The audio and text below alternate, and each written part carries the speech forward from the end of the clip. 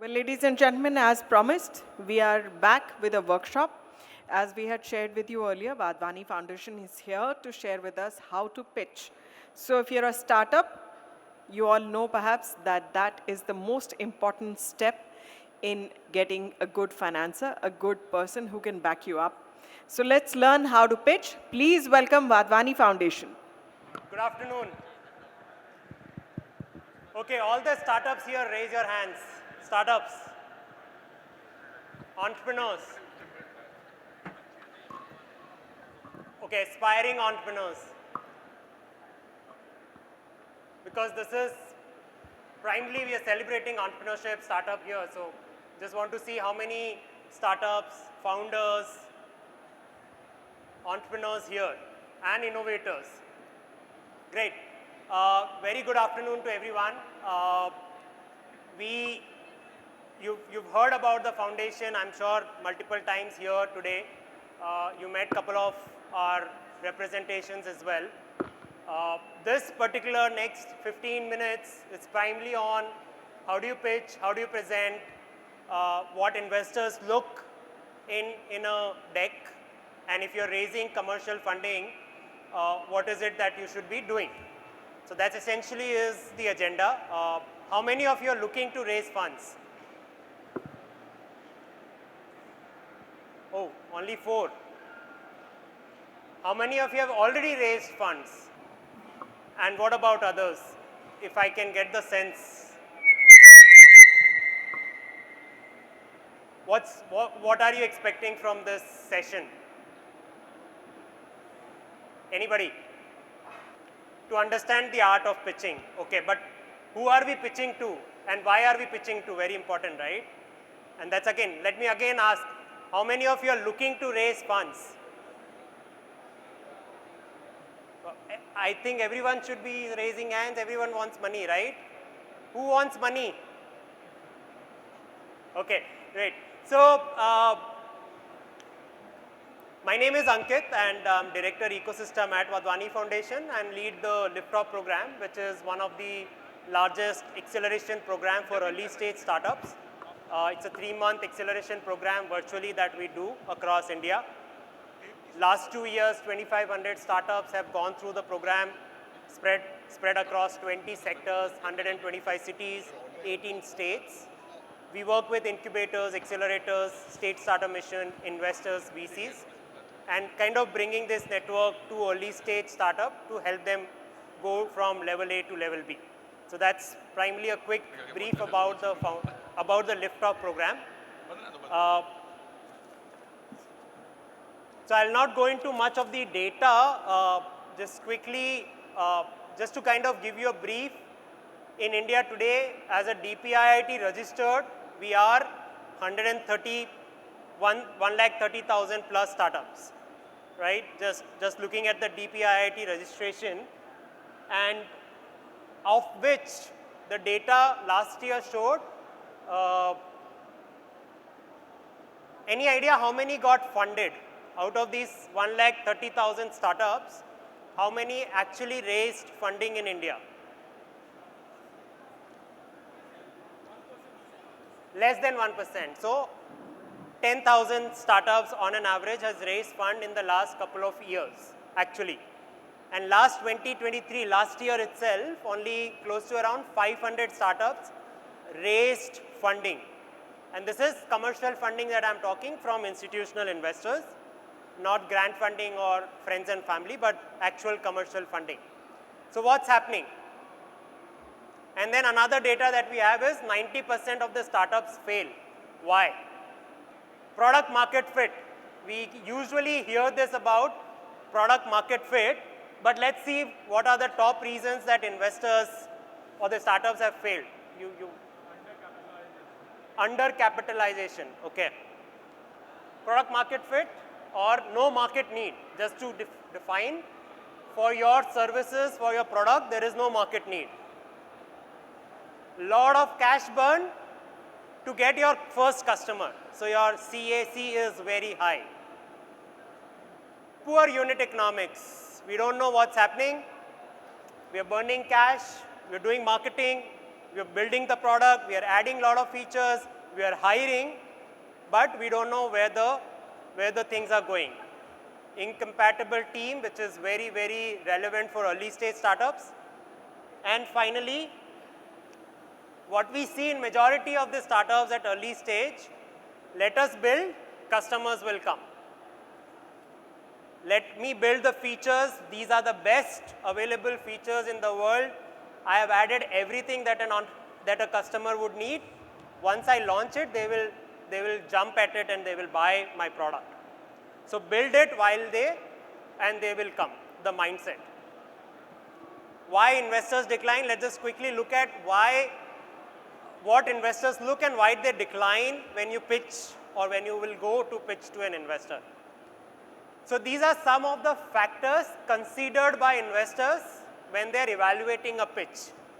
And first and foremost is the entrepreneur's, founder's track record, relevant experience, passion, how well they are aware about the problem that they are trying to solve, how well they are understood the customer who is going to pay for that. Very important. And then the rest of the things are all about business. These are 13 reasons why investors decline. I am not going into the details, just to kind of give you a quick brief on why investors decline. And very important is, and you will see it's all related to market need, or it's all related to whether as a customer I need that product or not. So that's essentially it comes out to. This is primarily now, how do you get your first investment? What do you need to do in terms of A, B, C, D, E? So getting your first investment, first and foremost is having a perfect pitch that you can go and talk to someone. This is what I'm doing. This is what I'm trying to build. This is what I have gathered feedback. There's a problem, and this is how I'm trying to solve that problem. So pitch. Now, as a pitch, you have multiple avenues. Who are you pitching to? And very important, if you're pitching to a customer, you have to have a product pitch. But if you're pitching to an investor, you have to have an investment pitch.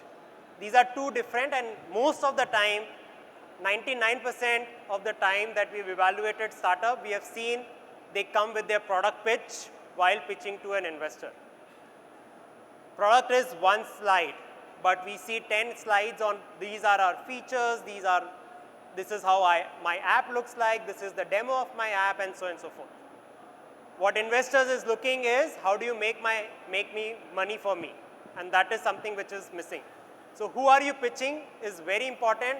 Is your customer, it is your team, it's potentially a employee that you're going to hire, it's a vendor, or it's an investor. And all of which will have different pitches. For an investor, very important at the early stage, you start with what's your story? And that's the hook that you have to create while pitching. Why are you trying to do something that you're doing? What's the reason behind this? You're passionate, you're experienced, you got this problem for speaking to so many people, blah, blah, blah. But what's your story? Make sure that you have a good, relevant story from an investor's point of view. Then comes the very important part, which is the model. What's your business model and how are you going to make money for me as an investor, right? So this is very important, but first is your team. Why are you doing this? And then you come to how are you going to make money from this? Most of the time we have seen they don't know all this. And these metrics are very, very important if you're going and pitching to an investor for raising your first check. This is not, I'm not talking about friends and family, I'm not talking about grants. I'm talking about institutional investors raising anywhere between your first 50 lakhs, 1 CR, 5 CR kind of thing.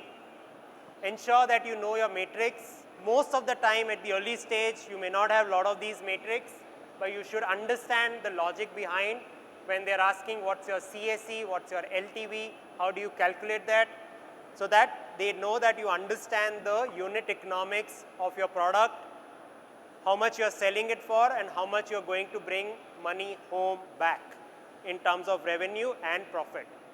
And sometimes people confuse GMV with revenue and profit, so make sure that you're not, you validated all those concepts very well. This is what looks like the 12 slides that you should have in your pitch deck. Everything extra that you add should go in your annexure. Make sure that you have these 12 slides, well defined, crisp, built into a story that kinds of creates an interest for the investor or whoever is listening. You have startup dangle coming in, I think, starting now. And whoever is pitching, make sure that you're talking about these 12 slides, right? And what are these 12 slides? Starts with your story. Why are you doing this? For whom you're doing, what is the problem that you've identified? Customer, solution. Why is this the right time and not 5 years down the line or 5 years back? Why now? Very important. Then your team. Who are the people who are building this? And the rest of the thing, the second half is all about the business.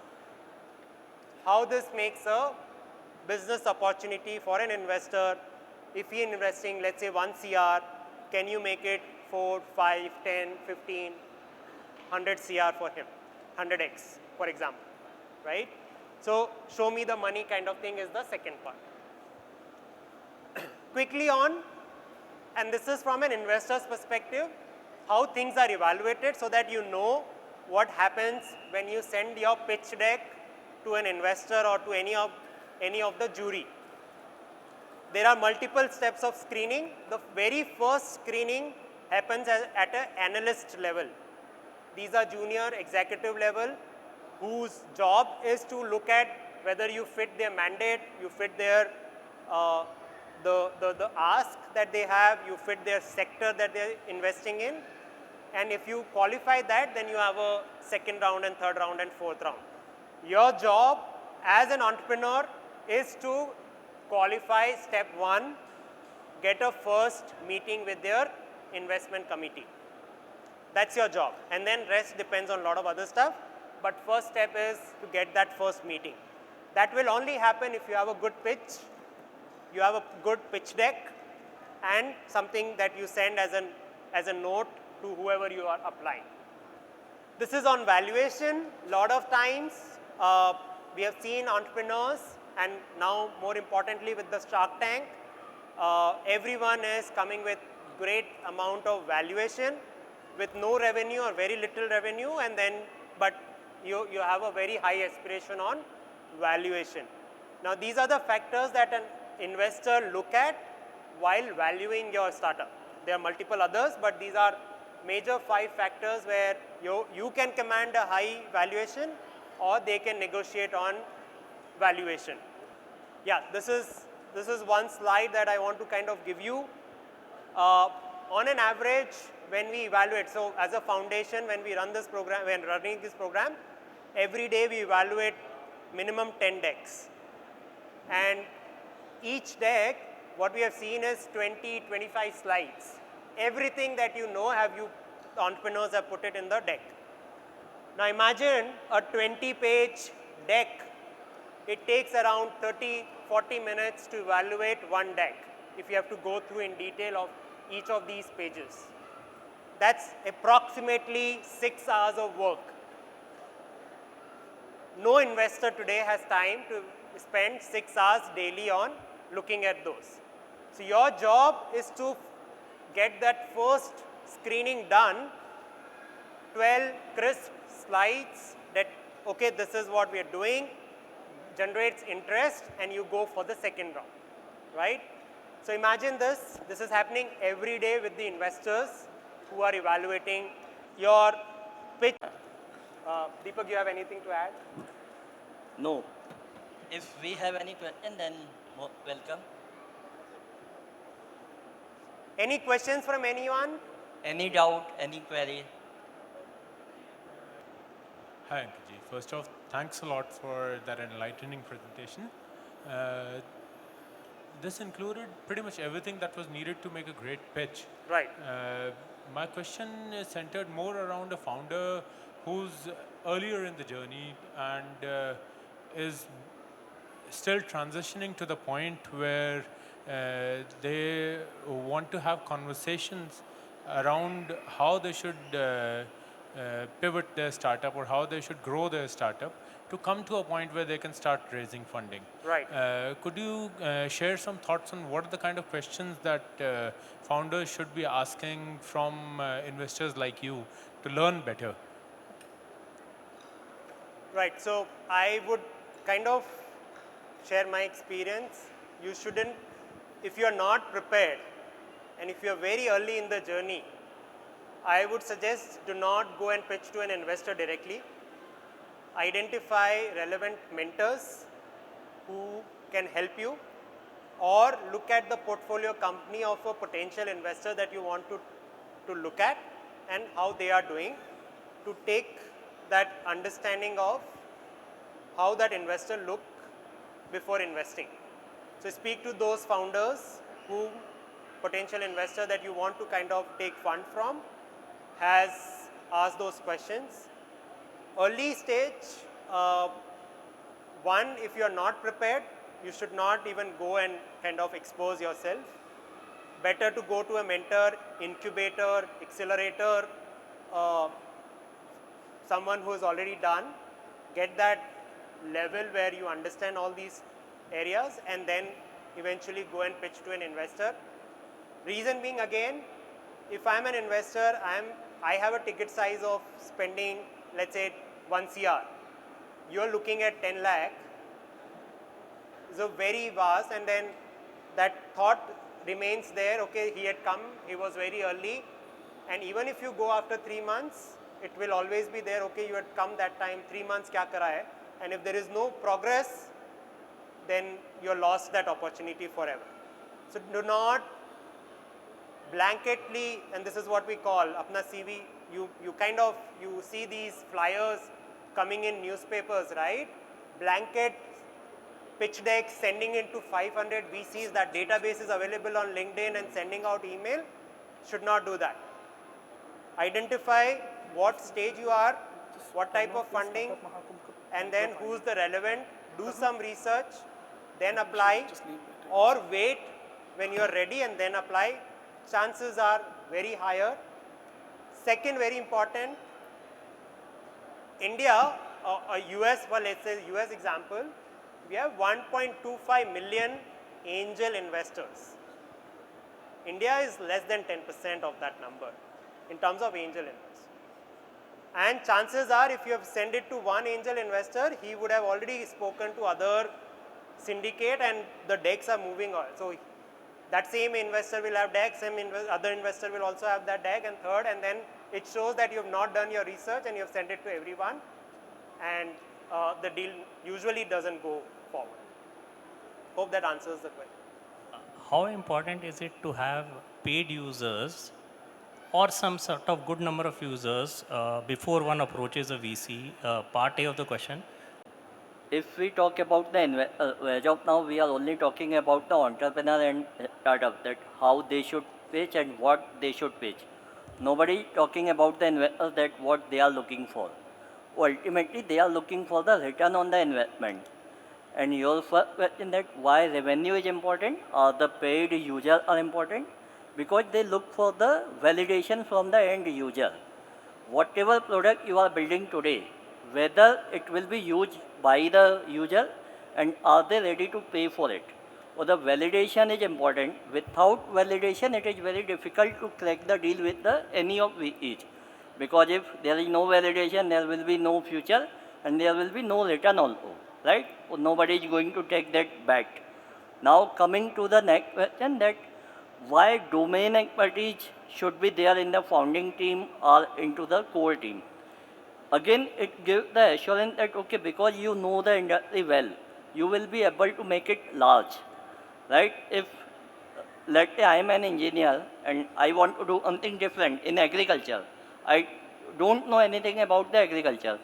the probability will be low, or I will be taking a long time to achieve my desired goal.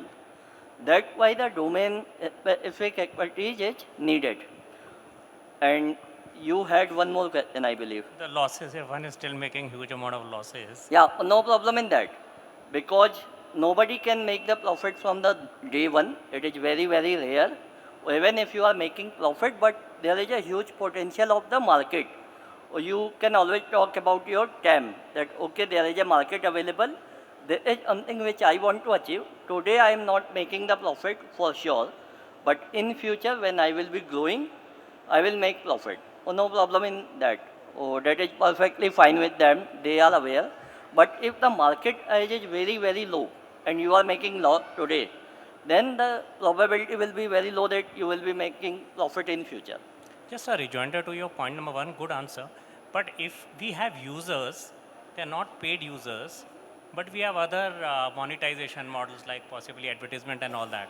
Can we still go to the investor and say, okay, people are using it, they're spending so much time on the app, so it shows that they are interested, and we have other ways of monetizing it, No problem rather in than that. collecting money from the user? Correct, correct. Yeah. You may have the multiple revenue model. Advertisement could be the one, another could be the paid user, and you may have the third model also. No problem in that. If you are making revenue from one model, you will be making revenue from two more model in the future. That is fine. You can reach out to them. Thank Yeah. you. Great answers. Yeah, Thanks. so the Thank you. roadmap, just to add, roadmap should be clear that eventually this is going to be the primary business model. Currently we are getting that data and then eventually build on that. And if VC understands that, they'll kind of go ahead. Great answers. Thank you so much. Yeah, please go ahead. Good afternoon, sir. Sir, my question is that how to achieve product market fit, that the customer is loving our product. How Because to it's the achieve- essential thing in the, How to achieve product market fit? Yeah. Get more customers, paying customers. how we can get that. This is Go why- and talk to them. Reach out to them, talk to them. if, Get more customers who can pay you money. okay, after building the prototype, ask customers about the feedback. Something like that you have to. That is step one. Product market fit comes when you have the near about product ready. You've started selling it. You've started getting revenues, not necessarily profits. And then how do you scale? So your GTM comes in. What channels will be applicable that will help you scale? And then at what stage this scale can come without you spending much marketing, much efforts from your side, or with that same amount of effort, you are able to double, triple your revenues. Yeah. That's where the product market fit comes in. Okay, now with 10% of my effort, I was doing 10x. Now with 10% of efforts, I'm doing 20x, and then 30x, and that's growing. That's where you see product market fit. Thank you, sir. Yeah, Yeah. you should.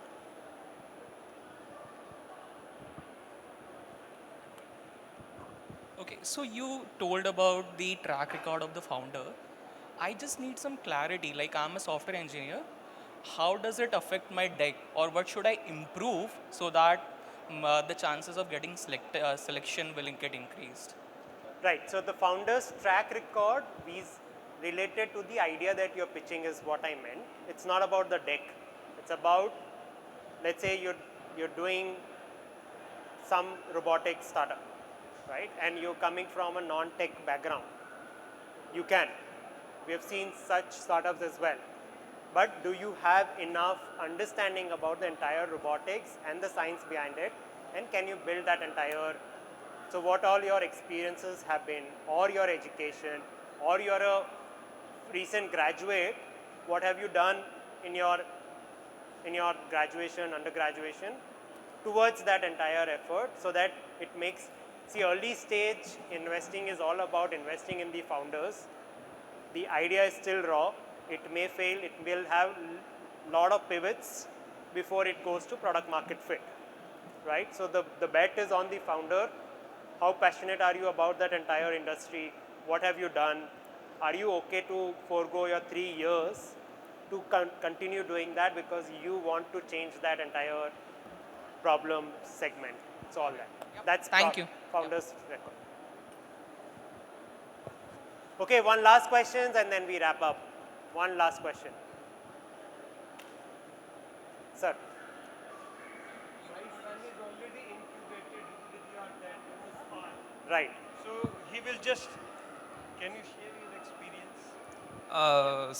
So I just wanted to know that so you have your milestones in your programs. So just wanted to know how exactly we can. So it's a stepping stone, right? Building a startup, Right. but in a weekly basis or a 2 weekly or a bi-weekly basis, it's difficult to maybe come up with milestones and maybe fulfill those milestones. So is there a do we fall upon how do we exactly make up and come up, The question is, how do we submit milestone or how do we work on the milestone? how do we work on the milestones? Yes. By following Yes. what exactly is being done to be done in the milestone.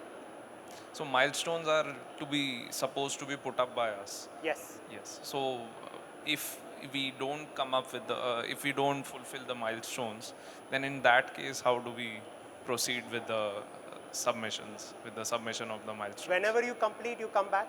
Okay. So there is no For fixed. some, it is 1 month journey. For some, it takes almost 12 months also. Exactly. So whenever that's what I said. Whenever you feel right, you are ready, then only you should go and start pitching. So last date, so you have in your program. So Program has yes, its lift own off mandate. Program has its yes. own mandate. Program has to start and complete on time so that we can continue doing the justice to those who are ready, right? Okay. And then move forward. Okay. Sir. But this lagged effect, how detrimental would it be? Sorry? This lagged effect, you said if you are No, it's up to the startup, right? For a startup, see, if you are doing it today and the right time for doing that idea is today, then you have to work on this today, right? You can't wait for 12 months and say, I will do this after 12 months and then maybe such, right? So it's not, I wouldn't say it's detrimental, it is you have to decide when to launch it and when to capture the market. When the train leaves the station, Yes. you are missing. Thank you. Hello, sir. This is Vinod. Actually, I have worked in many companies, MNCs, for example, Saint Gobain, Asian Paints, something like these companies. So I worked for them for 10 years. Then I started my business. So from last 6 years, I'm doing my own business in traditional way. So I have I think 1 or 2 great ideas, and I don't have technical background, but I want to build upon that. And I may miss the things in the slides because I just joined 10 minutes before. I would have probably got the answer if I would have listened to it. Anyways, my simple question is, you said you should find mentors. So how to find mentors in my industry, frankly. So I don't know that. I have idea. It can be great, which I feel. First is, so today there are, like, luckily n number of ecosystem support available in India by the government as well as a lot of private players that are coming in. Government has incubators, 900 plus incubators. You can connect with one of them where you feel there is a synergy, they can help, you can kind of collaborate. So you can pick and choose. Delhi itself has almost 60, 70 incubators set up by government, Delhi government, Government of India, various. So that's one. Startup India is another platform where you will be able to kind of register, get support if at all. Second is your own 10, 12, 15 years of journey that you have, you find someone who can help you, guide you in taking your business forward from your professional experience. So a mentor is, again, it's like marriage, right? You keep identifying and who works, who doesn't work. Frequency, marriage you can only do once, hopefully. But mentors you can, at each stages they change. You will have different mentor at 0 to 1 journey. You'll have to have different mentor at 1 to 10 journey and then 10 to 100 journey. So different stages, different mentors come in picture. Various support system available, incubators, accelerators. Lot of corporates today are helping in a particular area. If you meet that, we run a program where we connect. We have close to around 150 plus mentors associated with us. If the startup is right, we make those right connects with the relevant mentor, and you take the discussion from It can be, I mean, domain specific also, for example. domain, functional, subject matter, all kind of. Okay. So I think he also wants to ask. Ankit, we are done. Time. Okay, we can take it afterwards. We can take offline. We are here only. Okay, Right? great. Thank you so Okay. much, everyone. And Thank you. quick announcement: if you want to know more about the program, we have a stall for Wadhwani Foundation. Come and visit, and you can get more details. Thank you all.